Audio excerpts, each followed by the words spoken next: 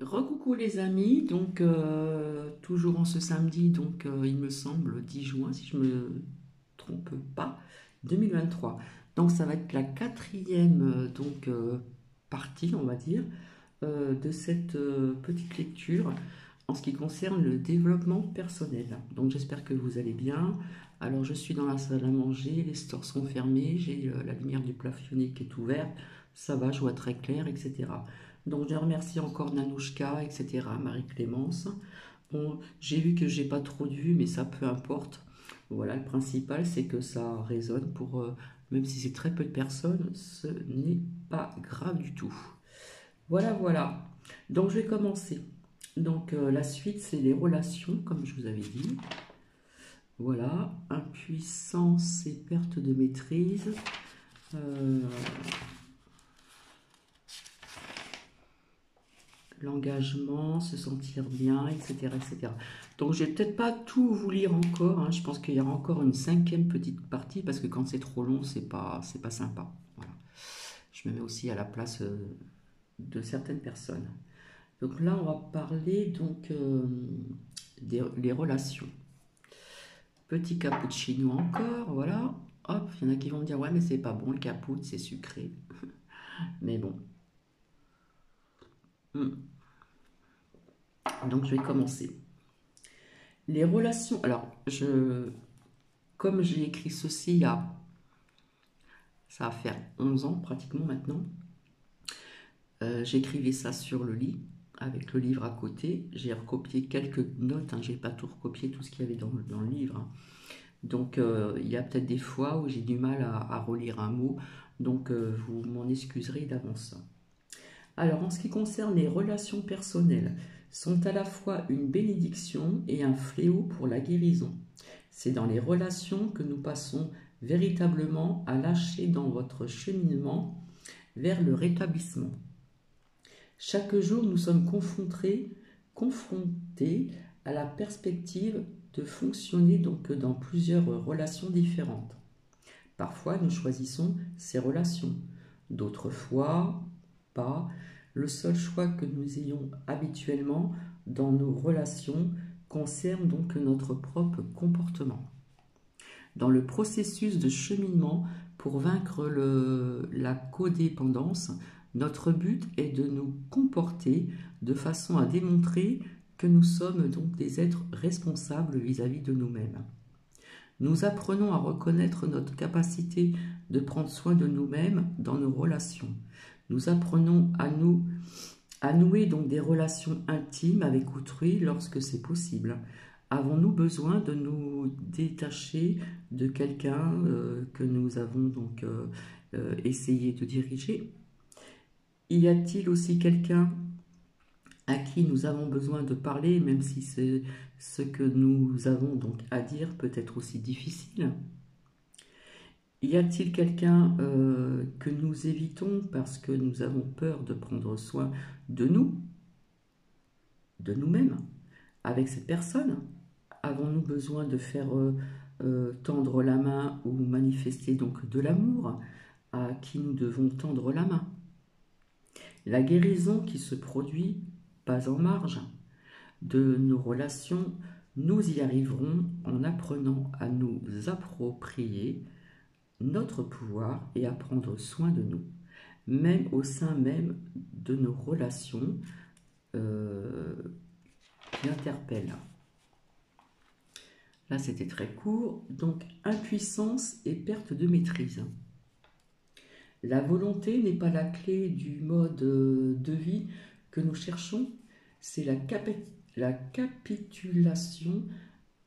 Elle a passé toute sa vie à tenter de faire des autres ce qui n'était pas, à tenter de leur faire, comment dire, exécuter des choses qu'ils ne voulaient pas exauter, ou à tenter de leur faire ressentir des choses qu'ils refusaient de ressentir.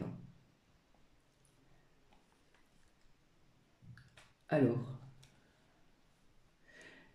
elle a passé des années à tenter d'obtenir un soutien affectif de personnes qui n'étaient pas disposées à lui euh, en donner. Elle a passé plus d'années encore à tenter de rendre heureux les membres de sa famille, alors qu'ils étaient satisfaits d'être malheureux. Ce qu'elle peut dire, c'est ceci. Toute sa vie, elle a tenté désespérément et en vain de réaliser donc l'impossible, tout en ayant le sentiment d'être restée lorsqu'elle n'y arrivait pas. C'est comme aussi planter du maïs et s'attendre à récolter des petits pois. Cela ne marche jamais. En capitulant devant l'impuissance, elle a gagné la présence d'esprit de cesser de perdre son temps et son énergie à essayer de changer et de contrôler ce qu'elle ne peut pas changer ni contrôler. Elle a la permission de cesser de tenter, d'accomplir l'impossible et et elle peut aussi mettre l'accent sur des choses donc possibles. Être celle qu'elle est, s'aimer elle-même, ressentir ce qu'elle ressent et faire ce qu'elle veut de sa vie. Dans le travail sur soi, nous apprenons aussi à cesser de nous battre contre des moulins à vent, simplement parce que la victime est impossible. Nous apprenons donc plus nous nous efforçons donc de contrôler et de changer autrui, plus nous perdons la maîtrise de notre vie. Plus nous insistons pour vivre notre propre vie, plus nous aurons une vie à vivre et plus nous aurons donc la maîtrise. J'espère que je m'exprime assez bien. L'engagement. Dans notre traversée donc de la vie, il est possible que de nombreuses choses ou de nombreuses personnes nous échappent ou que nous soyons dans certaines situations.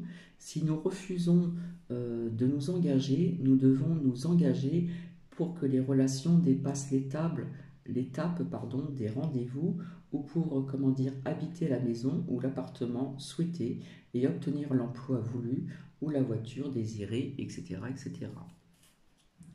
Nous devons nous engager à fond en ce qui concerne une carrière, nos objectifs, la famille, les amis, le travail sur soi.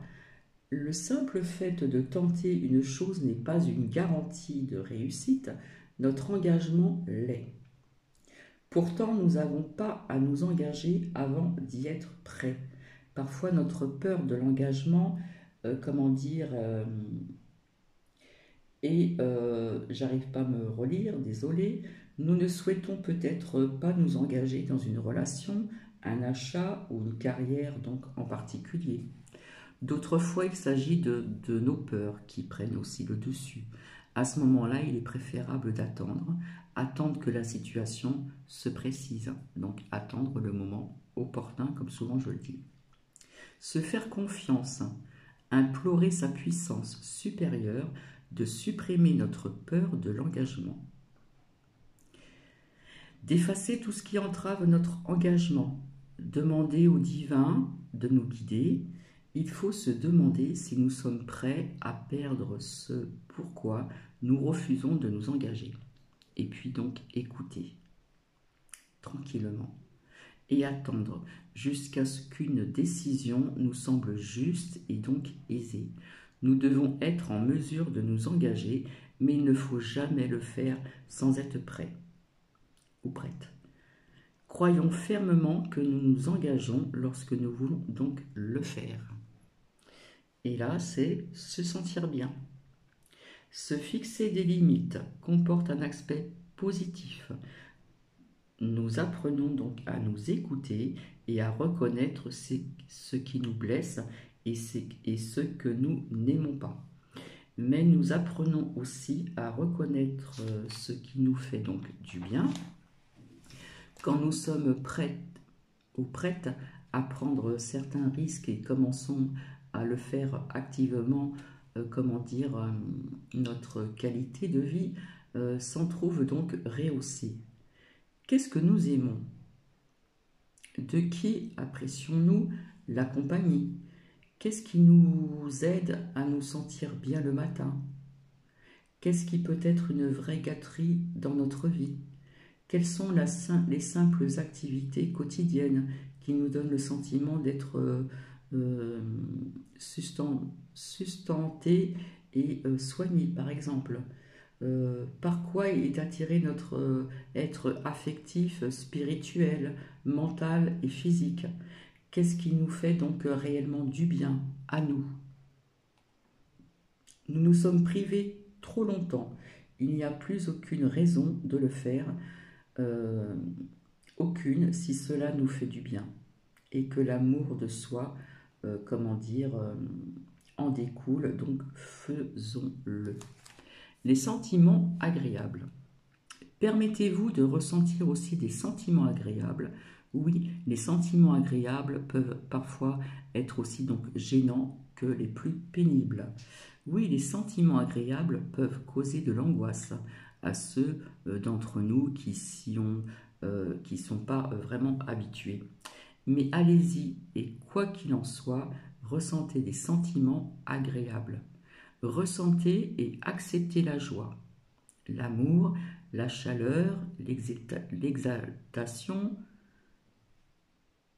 le plaisir, la satisfaction, l'allégresse, la tendresse, le bien-être. Savourez la victoire, le grand plaisir. Permettez-vous de vous sentir quelqu'un de respecté, d'important et de spécial. Ce ne sont que des sentiments, mais des sentiments qui font du bien. Ils sont pleins d'une énergie donc positive qui rend optimisme. Et nous méritons de les donc éprouver quand quelque chose les suscite. Nous n'avons pas à refouler donc nos émotions. Nous n'avons pas à nous empêcher de nous sentir bien. Pas un seul instant.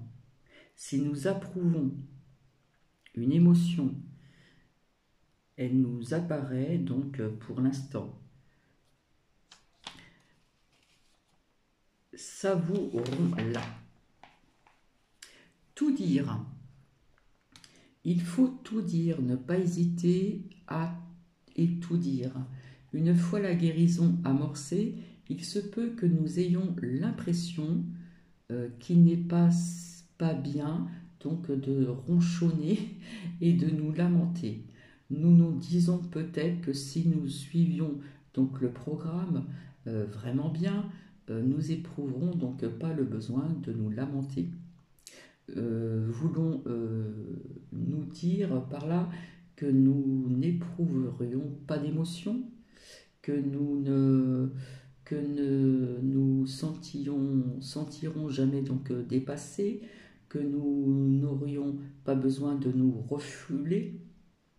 défouler donc pardon, ou de revoir des parties de nos vies donc peu agréables, moins que parfaites et pas très jolies.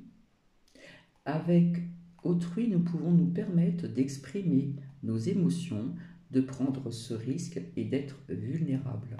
Il n'est pas nécessaire de présenter toujours une belle façade. Il serait donc un signe codépendance plutôt que de guérison. Dire ce que nous avons sur le cœur ne signifie pas qu'il faut donc jouer la victime, qu'il faut donc nous complaire dans notre misère, qu'il faut rechercher le statut de martyr. Ça ne vaut pas dire que que nous nous fixons donc pas des limites. Ne veut pas dire que nous ne prenons pas donc soin de nous-mêmes. Pour prendre soin de soi-même, il est parfois indispensable de tout dire, ce qu'on a, que l'on a sur le cœur. Il faut savoir quand capituler donc pour pouvoir continuer d'avancer, nous mettre à nu. Ce n'est pas seulement révéler. Tranquillement, nos émotions, c'est prendre parfois le risque de partager notre côté humain, le côté, etc., etc., la fatigue, le manque de foi, le côté qui connaît aussi la peur, la tristesse, la douleur, la rage, etc. Nous pouvons montrer notre côté humain. Nous donnons ainsi envers autrui la permission d'être humains, eux aussi. Les gens bien dans leur peau, connaissent des moments où ils se sentent moins bien, parfois se laisser aller, tout dire, ce que l'on a donc sur le cœur, et la seule façon de se sentir à nouveau donc bien dans sa peau. Et là, je vais terminer l'amour en parole et en acte. Donc, je vais faire peut-être attention à ce que je vais dire. Voilà, ça fait déjà 15 minutes passées. Beaucoup d'entre nous ont des idées confuses sur que signifie donc être aimé et être bien soigné. Beaucoup d'entre nous ont reçu donc de l'amour et des soins de personnes chez qui il existait une contradiction entre les paroles et les actes. Nous avons peut-être eu un père ou une mère qui nous disait je t'aime, puis qui nous abandonnait ou nous négligeait. Cela nous a donné donc une idée confuse de l'amour. Un tel comportement peut donc nous sembler de l'amour, le seul amour que nous ayons donc connu. Certains d'entre nous ont peut-être été confiés aux soins de personnes qui satisfaisaient leurs besoins et disaient les aimer, mais qui en même temps donc les violentaient ou les maltraitaient. Cela peut être aussi devenu notre idée de l'amour. Et oui. Certains d'entre nous ont peut-être vécu dans un milieu vide de toute émotion, un milieu où les gens disaient les aimer, mais où il n'y avait donc ni sentiment, ni soutien chaleureux. Cela est peut-être aussi devenu notre idée de l'amour. Il se peut aussi que nous ayons appris à aimer les autres ou nous-mêmes comme nous avons été aimés. Si nous ne sentons pas bien comme ça, il est temps de combler nos manques, donc d'une façon, vraiment efficace. Un amour malsain peut combler certains manques superficiels, mais pas, notre besoin d'être aimé. Et nous pouvons aussi en venir à attendre un comportement cohérent, donc de la part d'autrui. Nous pouvons donc atténuer donc l'impact de leurs paroles et insister pour croire que leur comportement correspond à leurs paroles. Nous pouvons trouver le courage de voir donc les contradictions en leurs paroles, en leurs actes également. Alors, je regarde où j'en suis. J'ai perdu le... Nous pouvons trouver le courage de voir donc les contradictions entre leurs paroles et leurs actes, non pour humilier les gens, pour les blâmer ou pour les prendre en défaut, mais pour nous aider à rester donc en contact avec la réalité. Et avec nos besoins, nous pouvons donner et recevoir de l'amour lorsque les comportements correspondent aux paroles. Nous méritons donc de recevoir et de donner. J'ai toujours dit dans la vie, il faut savoir donner et recevoir. Ce que l'amour peut offrir donc de meilleur. Voici, c'est terminé, donc ça fait presque 18 minutes quand même, donc je vais garder donc la page pour la prochaine fois. Alors 2 petites secondes, je bois mon cappuccino. Donc je continuerai donc cette suite, peut-être demain, elle sera un petit peu plus longue. Et puis, comme je vous l'avais dit, je reviendrai pour faire parler des oracles. Alors, je vous avais dit que je les préparais peut-être à l'avance parce que ça va être peut-être long ou pas, mais non, je vais le faire directement comme ça. Donc, ça sera dans la semaine, je ne peux pas vous dire quand. Dans la semaine, j'ai aussi des choses à faire, j'ai des rendez-vous. Et je reviendrai pour pour ce qui s'est passé. J'arrive pas à m'exprimer, désolé. Donc à Annecy, comme je vous l'ai dit, par mes propres ressentis, pour moi ça a été volontaire. Hein. Je pense que je vous l'ai déjà dit, hein, d'après mon ressenti. Je ne sais pas ce qui s'est passé après, je ne suis pas les actualités, etc. Je ne regarde pas Twitter, etc., etc. Twister ou Twitter, je ne sais plus comment on dit. Donc, je sais qu'au début, ils ont dit qu'ils avaient écarté le truc de, vous savez, attentat, machin, voilà. Mais moi, je vois autre chose, je vous l'ai déjà dit, hein. D'après mes ressentis personnels, je pense que ça a été volontaire, voilà, tout simplement. Donc, je verrai peut-être d'autres choses à travers les oracles. Je vous fais des gros bisous, je vous souhaite une magnifique soirée. Prenez soin de vous et à très bientôt. Donc là, ça va être la quatrième partie. Donc il faut que je note tout parce que autrement je vais plus m'en rappeler parce qu'il en reste encore. Et puis je trouve que pourtant j'essaye de lire assez vite, mais le temps il passe très très vite. Oh, comme ça rime bien, ça rime bien. Je vous fais plein de gros bisous et puis merci à vous de m'avoir écouté. Et j'espère que vous comprenez un peu le sens des phrases et que ceci va vous apporter donc quelque chose. Gros bisous à vous et à très vite. Bisous bisous.